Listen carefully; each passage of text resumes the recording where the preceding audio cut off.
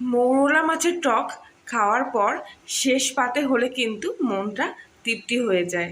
নমস্কার বন্ধুরা, কলনের রান্নাঘরে আপনাদের সবাইকে অনেক স্বাগত।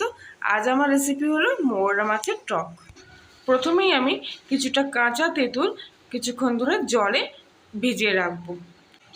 এখানে আমি কিছুটা মৌরলা মাছ মাথাগুলো রেখে দিয়েছি, আর পেটগুলো পরিষ্কার করে নিয়ে ভালো করে 2 থেকে 4 বার ধুয়ে নিয়েছি।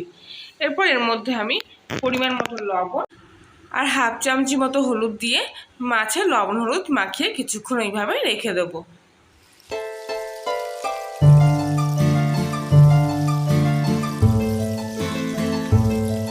কড়াইতে কিছুটা পরিমাণ তেল ভালো করে গরম করে মাছগুলো আমি ভেজে নেব।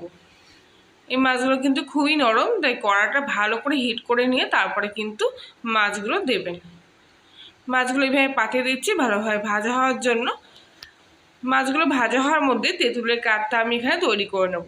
ভিজে রাখা তেঁতুলটা ভালো করে হাত দিয়ে কিছুক্ষণ ধরে এইভাবে আমি মেখে নেব, যাতে তেঁতুলের কাঠটা বেরিয়ে আসে আর দানাগুলো আলাদা হয়ে যায়। একটু সামান্য জল মিশিয়ে নিয়েছিলাম আমি। এই দেখুন তেঁতুলের দানাগুলো আলাদা হয়ে এসছে, আর কাঠটাও কিন্তু ঘন হয়ে আসছে। এবার আমি বাদবাকি অংশগুলো তেঁতুলের ছেঁকে এইভাবে ফেলে দেবো।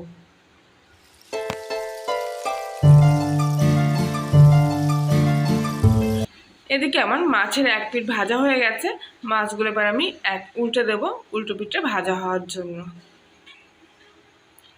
মাছগুলো পুরোপুরি ভাজা হয়ে গেলে তেল থেকে তুলে নিয়ে ওই তেলের মধ্যেই আমি হাফ চামচি মতো পাঁচফোড়ন, গোটা একটা শুকনো লঙ্কা কিছুক্ষণ ভেজে নেব, যতক্ষণ না ফোড়নের একটা মিষ্টি গন্ধ ছেড়ে দিচ্ছে।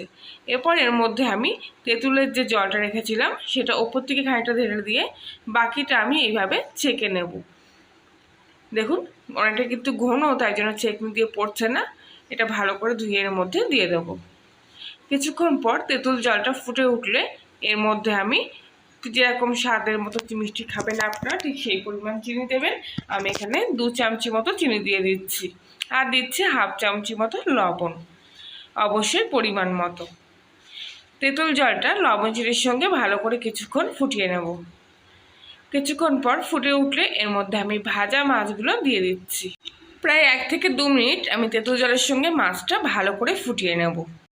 কিছুক্ষণ পর ঝোলের ঘনত্ব বেড়ে গেলে আমি এখানে গ্যাসটা অফ করে কিছুক্ষণ রেস্টে রাখবো।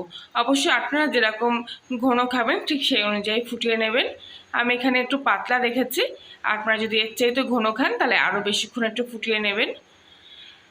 মৌরলা মাছ দিয়ে তেঁতুলের টক কিন্তু আমার একেবারে রেডি হয়ে গেছে।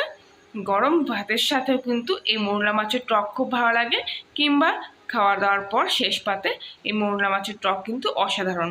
রেসিপিটি ভালো লাগলে লাইক শেয়ার কমেন্ট করবেন, নতুন হলে সাবস্ক্রাইব করে পাশে থাকবেন। আজকের মতো এখানেই, সবাই ভালো থাকবেন।